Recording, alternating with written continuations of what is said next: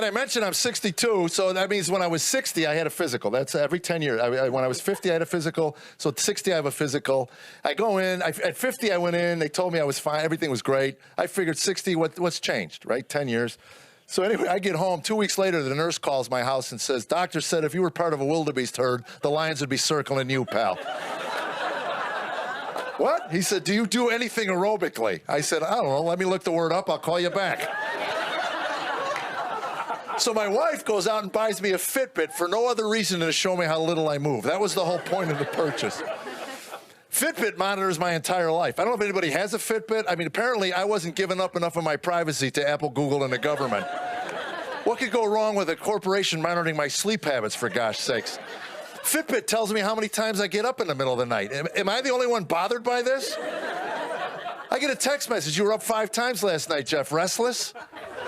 Well, Brad and Angelina are splitting up. Who can sleep? And then I'm watching Golf Channel 2 months ago. I'm on the couch at 10 in the morning, 2 in the afternoon, I get a text message from Fitbit. "Are you dead? You've taken 78 steps in 4 hours. And most of that's because my foot fell asleep and I was banging it on the floor. Leave me alone."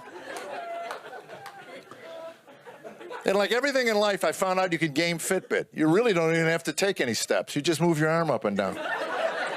I could sit in a chair, move my arm up and down. So a couple of weeks ago, I'm in a hotel room eating potato chips, and my wife calls me. She says, "What are you doing?" "Oh, I'm running a 5K. I'll call you back." What's that crunching sound? It's my bones. I'm brittle. I'm old. So anyway, the doctor said I had to move. That's the whole point. I had a physical. You got to move. Find something. So my wife says to me one morning, I'm not making this up. She comes downstairs and she says, "I was thinking about what the doctor said, and I've always wanted to ski." I said, "You've always wanted to ski? We've been married 30 years. This is the first I'm hearing of it. You got any more secrets you've kept for 30 years? Maybe you have another husband I don't know about? What's going on?" I tried skiing when I was young and coordinated. I got knocked unconscious by the chairlift. What more sign from God do you need?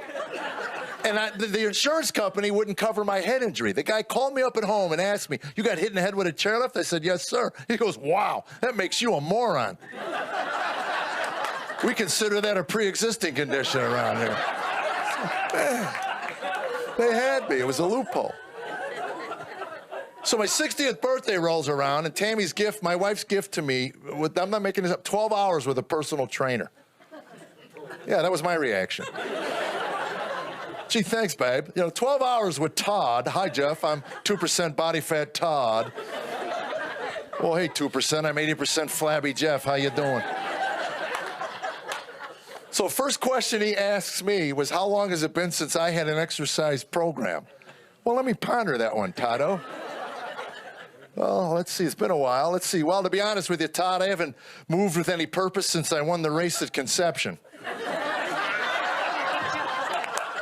So, yeah.